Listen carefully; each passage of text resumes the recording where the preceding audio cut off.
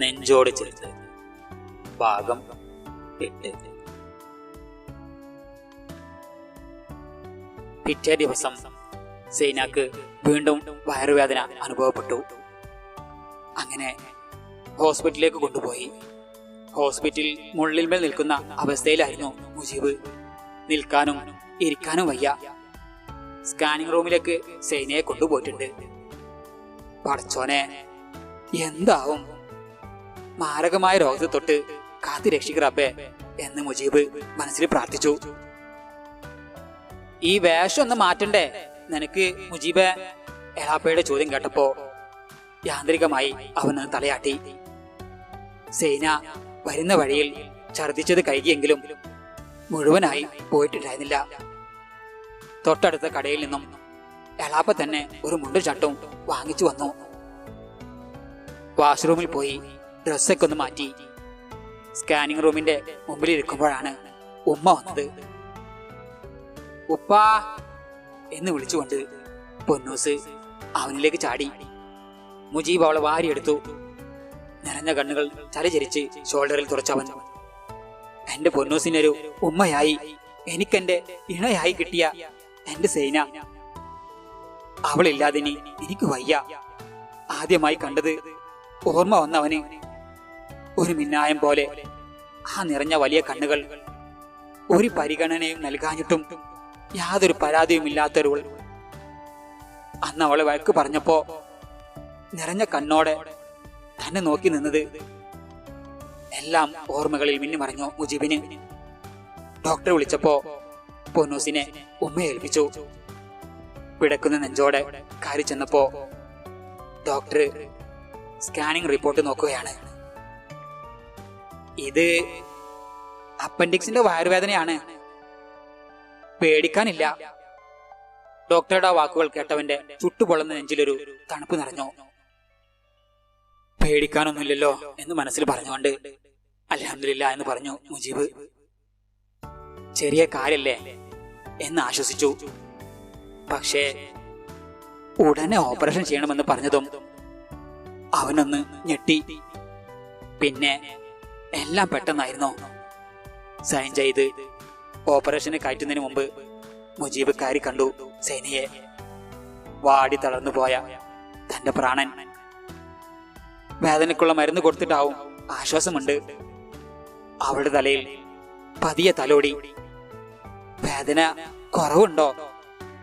അവന്റെ നിറഞ്ഞ കണ്ണുകളിലേക്ക് നോക്കി അവൾ ഒന്ന് തലയാട്ടി. ചെന്നിയിലൂടെ ഒഴുകുന്ന അവളുടെ കണ്ണുനീർ വിരൽ തുമ്പിനാലെ തുടച്ചു കൊടുത്തു മുജീബ്. സാരല്ലട്ടോ, ചെറിയൊരു ഓപ്പറേഷൻ. കാര്യങ്ങൾ അവൻ സമാധാനത്തോടെ പറഞ്ഞു കൊടുത്തവൻ. ഒന്നും പേടിക്കണ്ട ട്ടോ, അവന്റെ ആശ്വാസവാക്കിന് അവൾ തലയാട്ടി. പൊന്നൂസ് വിക്കി വിക്കി ചോദിച്ചവൾ. പുറത്തുണ്ട്, എല്ലാരുണ്ട്, നിന്നെ കാത്തിരിക്ക. ആ തളർച്ചയിലും അവൾ ഒന്ന് പുഞ്ചിരിച്ചു. പതിയെ അവന്റെ കൈകളിൽ പിടിച്ച് തന്റെ ചുണ്ടോട് അടുപ്പിച്ചു. അപ്പോഴേക്കും ഓപ്പറേഷന് കൊണ്ടുപോകാനുള്ള സമയമായി. തിയേറ്ററിന്റെ വാതിലടഞ്ഞപ്പോൾ ഉള്ളം ഒരു പിടച്ചിൽ പോലെ. സേനയുടെ വീട്ടിലേക്ക് വിളിച്ചു പറഞ്ഞിരുന്നു. അവളുടെ ഉമ്മയും ഇത്താത്തയും അളിയനും വന്നു. ഉപ്പാക്ക് വയ്യാത്തോണ്ട് വന്നിട്ടില്ല. മോളെയും എടുത്ത് ഓപ്പറേഷൻ തിയേറ്ററിന് മുന്നിൽ അവൻ നിന്നു. ചുണ്ടിൽ പ്രിയപ്പെട്ടവൾക്കായുള്ള പ്രാർത്ഥന മാത്രം. ഓപ്പറേഷൻ കഴിഞ്ഞു, അൽഹംദുലില്ലാ. റൂമിലേക്ക് മാറ്റാൻ 4-5 മണിക്കൂർ കഴിയും. ഡോക്ടർ വിവരം വന്ന് പറഞ്ഞപ്പോഴാണ് അവരെല്ലാവരും സമാധാനപ്പെട്ടത്. ഒന്ന് കാണാൻ മുജീബ് ആവശ്യപ്പെട്ടതിനാൽ ബോധം വന്ന ശേഷം അവന് മാത്രം കയറി കാണാൻ അവസരം കിട്ടി. മയക്കത്തിലാണേലും ഒന്ന് അവനെ നോക്കി അവൾ. അവളുടെ നെറ്റിയിൽ അവനൊന്ന് മുത്തി. ഒരു പുഞ്ചിരി നൽകി അവൾ. പിന്നെ പതിയെ കണ്ണടച്ചു. പുറത്തിറങ്ങിയവനോട് ഡോക്ടർ കാണണമെന്ന് ആവശ്യപ്പെട്ടു. മുജീബ് ഡോക്ടറുടെ മുറിയിൽ കയറിയതും ഇരിക്കാൻ അവനോട് പറഞ്ഞുകൊണ്ട് ഡോക്ടർ ചോദിച്ചു, നിങ്ങളുടെ വിവാഹം കഴിഞ്ഞിട്ട് എത്ര നാളായി? ഗൗരവത്തോടെയുള്ള ചോദ്യം അവനെ അമ്പരിപ്പിച്ചു. 6 മാസം. 6 മാസം കഴിഞ്ഞു. 6 മാസമോ? ഡോക്ടർ നെറ്റിച്ചുളിച്ച് അവനെ നോക്കി. അതെ, അപ്പോ ആ മോള്? ഡോക്ടർ അത് ചോദിച്ചുകൊണ്ട് നിർത്തി. അത് എന്റെ ആദ്യ വിവാഹത്തിലെയാണ്. ഓ, ഡോക്ടർ മനസ്സിലായെന്ന് തലയാട്ടി. മിസ്റ്റർ മുജീബ്, ഞാൻ താങ്കളെ വിളിപ്പിച്ചത് മറ്റൊരു പ്രധാന കാര്യം പറയാനാണ്. മുന്നോട്ടൊന്നിരുന്നു കൊണ്ട് ഡോക്ടർ തുടർന്നു.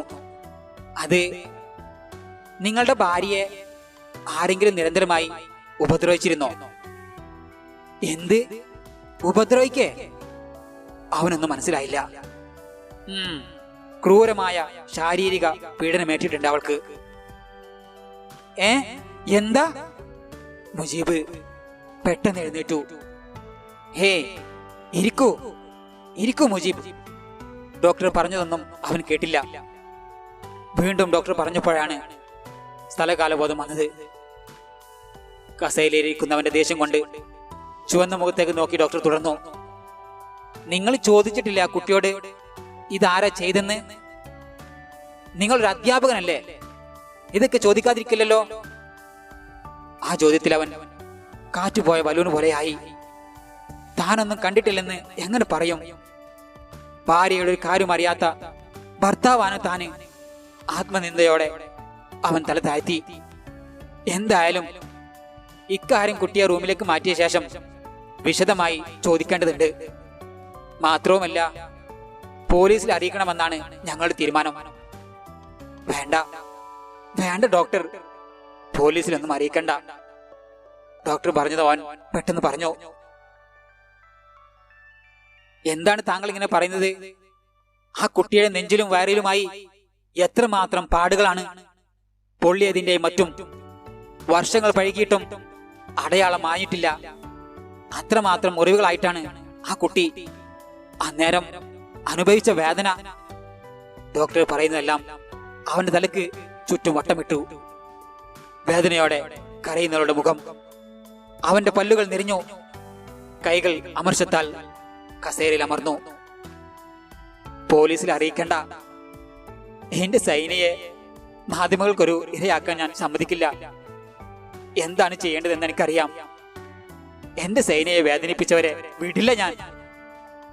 കടുപ്പമേറിയവന്റെ വാക്കുകളിൽ വികാര വിക്ഷോഭം കൊണ്ടവൻ കിതച്ചു. നെറ്റിയിൽ വിയർപ്പ് പൊടിഞ്ഞു. മുജീബിന് തല പെരുക്കും പോലെ തോന്നി. എന്തൊക്കെയാണ് കേൾക്കുന്നത്? സൈനയെ എത്രമാത്രം ഉപദ്രവിച്ചതാരാവും? വീട്ടുകാരൊന്നും പ്രശ്നക്കാരല്ലോ. അപ്പോഴാണ് മുമ്പെന്നോ ഉമ്മ പറഞ്ഞ കാര്യം ഓർത്തത്. ആദ്യ വിവാഹം അയാളുടെ ഉപദ്രവം കൊണ്ട് പിരിഞ്ഞതാണെന്ന്. ഇനി അയാളാവോ? എന്തായാലും എല്ലാം അറിഞ്ഞിട്ട് തന്നെ കാര്യം. ആരാണെങ്കിലും വെറുതെ വിടില്ല ഞാൻ. അവൻ പലതും ഉറപ്പിച്ചു. സൈനയെ റൂമിലേക്ക് മാറ്റി. മുജീബും സൈനയുടെ ഉമ്മയും ഹോസ്പിറ്റലിൽ നിന്നു. മോള് പോകുന്നതിന് മുമ്പ് സൈനയെ ഒന്ന് കാണിച്ചു കൊടുത്തു. അവൾക്ക് നിറയെ മുത്തങ്ങൾ നൽകിയാണ് മോള് പോയത്. ചെറിയ കരച്ചിലൊക്കെ ഉണ്ടായെങ്കിലും ഓരോന്നൊക്കെ വാങ്ങിക്കൊടുത്ത് സമാധാനിപ്പിച്ചാണ് അവൻ പറഞ്ഞയച്ചത്. അങ്ങനെ മഗ്‌രിബ് ബാങ്ക് കൊടുത്തപ്പോൾ വേഗത്തിൽ തൊട്ടടുത്ത പള്ളിയിൽ പോയി നിസ്കരിച്ചു വന്നു. ഉമ്മയെ നിസ്കരിക്കാനായി പറഞ്ഞയച്ചു. ബെഡിനടുത്ത് കസേരയിട്ടവൻ ഇരുന്നു. പതിയെ സൈനയുടെ കൈ തന്റെ കൈക്കുള്ളിൽ ഒതുക്കി. ഇപ്പോ വേദന ഉണ്ടോ സൈന? അലിവോടെ തന്നെ നോക്കുന്നവൻ. കണ്ണുകളിൽ സ്നേഹം നിറച്ചവൻ. കണ്ണ് ചെമ്മി കാണിച്ചവൾ. പെട്ടെന്ന് ഓർമ്മ വന്നപ്പോൾ നാവ് കടിച്ചു. ഇല്ല, ഇപ്പൊ വേദന ഇല്ല. അവളുടെ ആ ഭാവം മുജീബിന്റെ ചുണ്ടിൽ ഒരു കുഞ്ഞു പുഞ്ചിരി വിരിച്ചു. അറിയാം, വേദന ഉണ്ടാകും. എന്നാലും ഇല്ലെന്നേ അവള് പറയൂ. 8 മണിക്ക് ശേഷമേ എന്തെങ്കിലും തരാൻ പറ്റൂ എന്നാണ് ഡോക്ടർ പറഞ്ഞത്. അപ്പോ ജ്യൂസ് തരാട്ടോ, കൊച്ചു കുഞ്ഞിനെ പോലെ അവളോട് പറഞ്ഞു മുജീബ്. അവളോട് പലതും ചോദിക്കാനുണ്ട്. പക്ഷേ ഇപ്പോഴല്ല, ഈ ആശുപത്രിവാസം കഴിയട്ടെ. കണക്ക് കൂട്ടലോടെ അവനിരുന്നു.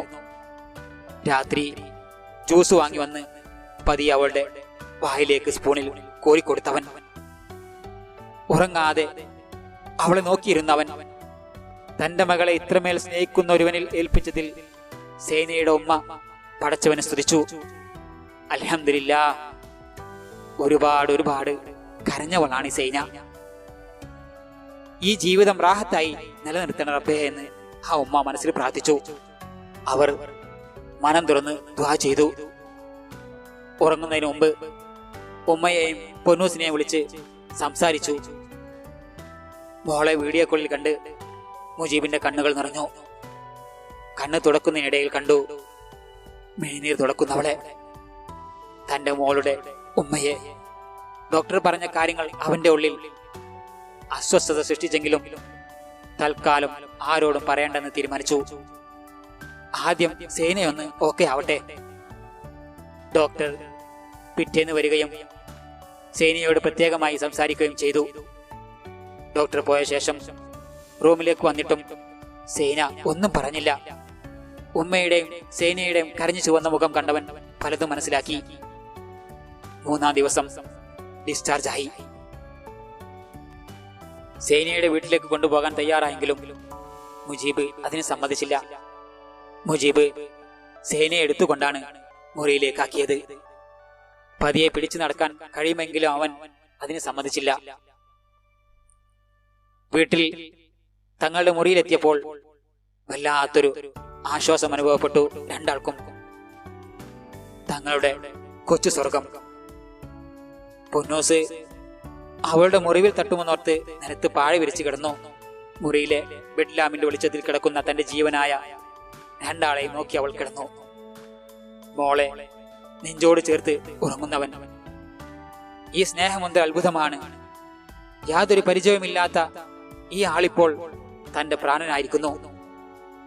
ഒരു നേരം പോലും കാണാതിരിക്കാൻ പറ്റാത്ത വിധം ഹൃദയത്തിലേക്ക് ആഴ്ന്നിറങ്ങിയ സ്നേഹം. വേദന കൊണ്ട് വീണപ്പോ വാരിയെടുത്ത് നെഞ്ചോട് ചേർത്ത് ഓടുമ്പോ ആ കണ്ണുകളെ പിടപ്പ്. ഇനി ഈ സ്നേഹക്കൂട്ടിലേക്ക് വരില്ലേ എന്ന് പേടിച്ചതാണ്.